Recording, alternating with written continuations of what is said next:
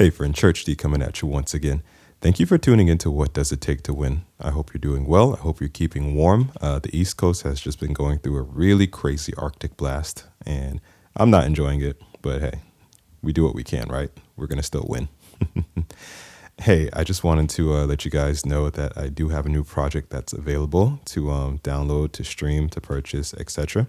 It's entitled Transitions. It's my latest project. If you click the link in the description, you'll have access to all of my content, and you can connect with me from there. I still make beats, so you can grab some beats from there. Hit me up for production. You can book me from there. You could subscribe to my YouTube channel and listen to this very podcast that you're listening to right now on that platform or any other platform of your choice. You can check out some of the new videos that I've been putting out on YouTube as well. And last but not least, I do produce percussion loops. So if you're interested, you can actually grab a free loop pack from me just by clicking the link in this description. Like I said, you can grab a free loop pack. You can actually name your price if you feel like paying for it. You totally can. That'd be nice. But if not, you can grab it for free. And I do have some other loop packs that you can check out as well. Okay, so I just wanted to get that out the way. Click the link in the description and we can connect from there. Let's go ahead and jump right into this episode. I'm going to keep it quick, short and quick this time. I'm not going to take up too much of your time. This episode, we're mainly going to focus on accountability. I'm not sure if you remember, but I did an episode like this a while back. So this is somewhat of a part 2. So we'll be focusing on accountability, why our lives might be the way it is, what to do to make it better. So like I said, it's like a part 2 of a previous episode. So feel free to check that one out if you need a refresher. So the title of this episode will be Maybe It's Me. Okay, I'll say that one more time. The title is Maybe It's Me. Whenever the new year begins, it seems to be a part of our culture to set new goals for that year. It might be a new fitness goal, a new entrepreneurial venture. It might be something as simple as learning a new recipe. In hopes of being able to cook more at home instead of ordering out each and every day. Sometimes it might be as complex as finding love, getting married, and starting a family. That doesn't necessarily have to be complex, but sometimes we make it that way. Sometimes these goals are not always reached within that new year. We then begin to blame outside circumstances, but maybe, just maybe, it's us to blame. Maybe it's me. This episode, I'm not going to give direct points, but rather 3 areas to explore. And these are 3 areas that I've had a chance to explore in order to try and make my life better. So the first area is fitness and lifestyle. The second area is finance. And the third and final area is relationship and family. Okay. So let's start with the first area of fitness and lifestyle. Now, I would say fitness is a pretty straightforward topic. For the most part, people want to reach a certain fitness goal, whether it's losing weight and becoming more physically fit, or perhaps you want to put on a few pounds and gain some muscle and become stronger so you can protect your family a lot better, for all my husbands and fathers out there. You kind of want to bulk up and be strong so that kid that might be trying to bully your kid, you can kind of show up and say, hey, leave my kid alone. And if his father comes out the truck, you can say, hey, father, control your kid. But I digress. Let me just go ahead and take a sip of my mushroom coffee. When it comes to fitness, many people will come up with excuses as to why they are not reaching their goals. And they'll use these excuses and outside factors, and they'll just put the blame on all of these excuses, circumstances, and outside factors. But I was going to say 90% of the time it's them, but it's really 100% of the time it's their fault as to why they're not reaching their fitness goals. And I can personally say that with my whole chest. because, I'm a witness of it. I'll give you an example. So when I first started getting back into fitness and working out, I want to say it's been about 13 years now. Wow, time is really flying. It's been about 13 years now. So I was fresh out of college. And I wasn't working out probably for, I want to say, the first year that I was out of college. I was sort of just eating McDonald's every day at work for lunch and not moving around a whole lot. I know it sounds terrible. So one day I thought to myself, okay, I used to be really, really fit. I was in the gym like 4 and 5 days a week when I was in college. Prior to college, when I was in high school, I was working out 5 days a week. I was doing track and field. I was doing basketball and all that good stuff. So I was really fit. I wasn't used to this lifestyle of being sedentary. I was active. So I decided, okay, I'm going to find the nearest gym. I'm going to find something that's within my budget because I just got out of college. I didn't have a ton of money. I'm working a job and all that good stuff, trying to pursue music. So let me find something that's within my budget. It just so happened to be one of my father's students, because obviously he teaches. One of his students from, I believe, one of his colleges that he was teaching at worked at this gym that wasn't too far away from where I was living at the time. If you listen to the previous episode, this is the gym I got fit at and then ended up it shut down and all that good stuff. But long story short, that student was working there. So I just happened to pop in one day and they're like, hey, I know you. You're such and such's son. And this is my professor or whatever. It's like, oh, yeah, that's totally him. And this is me because you can see me.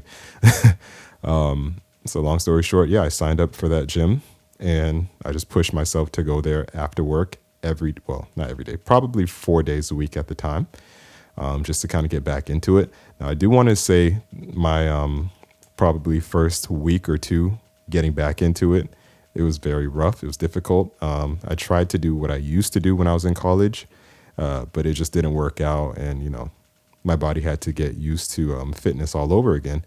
But I stayed consistent with it. And, within the next year and a half, I was just about back at the level I wanted to be.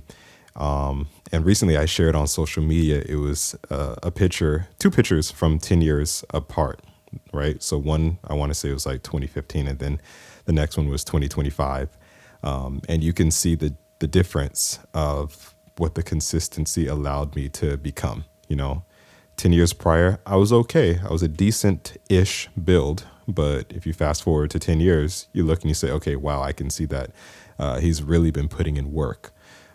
So again, maybe it's me, right? That's that's the title of the episode.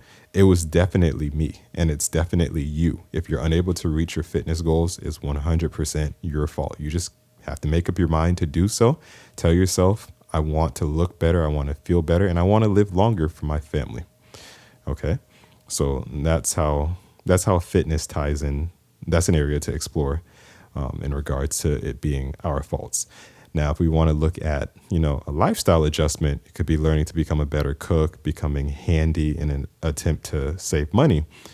So you're not constantly outsourcing a talent that you have. You know what I'm saying? Like for me, I learned how to cook, I want to say breakfast, when I was under the age of 10. So I was probably like between 7 and 9 when I first learned how to cook. And it was somewhat by accident. I thank God for my mother. I had asked her one weekend morning, I was like, hey, can I have some breakfast? And she was just like, well, hey, why don't you cook it yourself? And I was like, oh, I didn't know I could do that. So she sort of showed me how to do that. And then from then on, I began to, explore different recipes and explore ideas of putting different ingredients together and really cooking. So when I'm hungry, I just look around and say, okay, what do we have at the house? Okay, let me grab these ingredients, put it together, and we'll have something that's edible at least, right? Like my wife and kids seem to like it. So yeah, it's not bad. Or becoming handy. I think my wife would laugh at me and kind of roll her eyes sometimes. But, if something breaks, I'm always trying to find a way to fix it rather than going out and buying a brand new version of it. Or even better yet, calling somebody to fix it for me. I have my tool set. Something comes apart, I try to put it back together. If something's loose, it could be as simple as like, I don't know, a piece of fabric coming loose. I'm going to try and glue it back together or whatever, or a screw or a bolt comes out. I'm going to try my best to put it together, or if somebody sends us something, instead of hiring somebody to come in and assemble it, I'll try my best to read the instructions. Even if it's in a foreign language, I'll get Google Translate and do it myself. But yeah, that's an area to explore, lifestyle adjustments. And, that kind of ties into my second point of finance, right? Finances. You'll be able to save money if you cook at home, if you become handy and you can fix certain things, right? I recently changed my headlight light bulb in my car. I could have very well taken it to a mechanic. I'm not a mechanic myself, but I can read. I have two hands, so I was able to do that. So let's go ahead and move on to the second area to explore, or the second point, which is finance, right? Now, there are a ton of factors that could be holding you and I back from being where we want to be financially. That is very normal. We live in a very competitive society where strategy wins hands down, right? And this, again, falls back onto us. It falls back onto you. Maybe it's me. You might be the brightest. You might even have the best ideas. You might have even had the best test scores at your university. But you have to look at your character and your ability to connect, right? If you have character flaws and you're unable to connect with people, they're not going to want to work with you. If you're shy and if you're timid, people just won't know about you, right? You might have this big treasure chest of really cool ideas and really nice products to share with the world, right? But nobody knows about you because you're just, you're quiet, and then they may perceive that as being standoffish. You're introverted, so you don't really go out there and say, "Hi, my name is such and such." You're just kind of reserved into yourself, and you hope that somebody will come over and adopt you, and you can say, "Hey, these are my ideas," So you have to just sort of look at that and say, "Hey, how's this affecting my finances?" Right? Another area to explore concerning finances is the ability to save and invest. There could be two people who are making the exact same salary, but live two completely different lifestyles. And their bank accounts will reflect that. You might have individual A who, they make a good amount of money, but they also spend a lot of money, and perhaps they may spend a little bit more than what they're making. So, each pay cycle, they might have just a little bit of money left over, or they might be breaking even. Whereas, individual B makes the same amount of money, but knew how to invest that money. So each pay cycle, they have a lot of money left over to invest and then perhaps enjoy their lives with, So that's something to consider. Moving along, and then also dealing with finances, it ties into your family and your relationship, which is my third and final area to explore. As we inch closer to the year 2030, it seems as though relationships and family building are becoming more and more complicated. There are many people who are looking for love but can't seem to find it. Or better yet, they're unable to attract what they believe they deserve. Could it be that, the dating pool or what have you does not have a good selection of individuals to choose from? Or is it us? Is it me? Right? That's a question that we have to ask ourselves. If we're part of this dating pool, what would those who are looking at us say about us, right?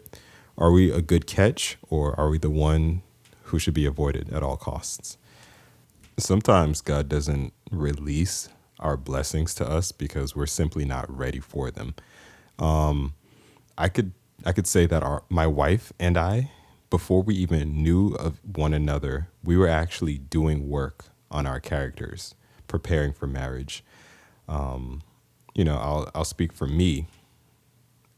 Before I had met her and I was going through this season of singleness and, wanting to be married and wanting to have a family, that just really gave me the time to kind of focus on me, to kind of focus on whatever character flaws I had that I needed to work on. The other area was, you know what? I believe it was these three areas that I was talking about in this episode. So I was able to focus on my fitness and, get my health up to par, right? And my lifestyle. So becoming a bit more handy, not having to rely on calling somebody else to fix something for me, just getting better survival skills, learning how to cook better, and just really doing the work. I had to get my finances together, obviously, especially to be able to afford a wedding, to afford to sustain a marriage, and ultimately raise children. Okay. So with that, I had all these different things going on, and I said, okay, I'm going to make sure each box is checked off before I even try to pursue a woman to marry.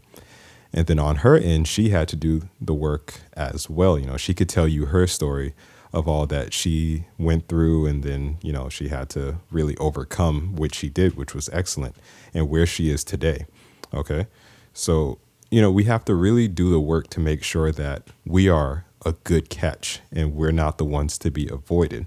I'm pretty sure there are many people who go out there and say, yeah, it's difficult to find somebody to have a relationship with and marry, and put the blame on those who are out there. But sometimes we have to look in the mirror and say, okay, what can I do to be better? How am I going to attract what I'm looking for? If I attract what I'm looking for, will that person stay with me and say, I'm grateful that I'm here with you? Or will that person say, I don't think you're the one. Let me get away. This isn't going to work, So we really have to look closely at that. And that, my friends, is my third and final point or area to explore. So let's do a quick recap of the 3 points / areas to explore. So the first area to explore was fitness and lifestyle. The only person to blame for you not reaching your fitness goals is you. Hey, I have kids and I still work out. The second area to explore is finance. Relationships and good character is actually what builds wealth, not necessarily what you know. Remember, people are not going to want to work with you if you have character flaws. And finally, relationship and family. Ask yourself, am I the catch? If I'm not the catch, how can I become the catch? Thanks for tuning into this episode, and most importantly, thanks for tuning into this podcast. I really, really appreciate you. Hey, don't forget to share this with somebody that you know, love, and you're concerned about. Or you can share it with somebody that you're not even concerned about. But be sure to share it. Like, comment, and share. Also, click the link in the description. I have many more great things in store for you. Let's connect. God bless.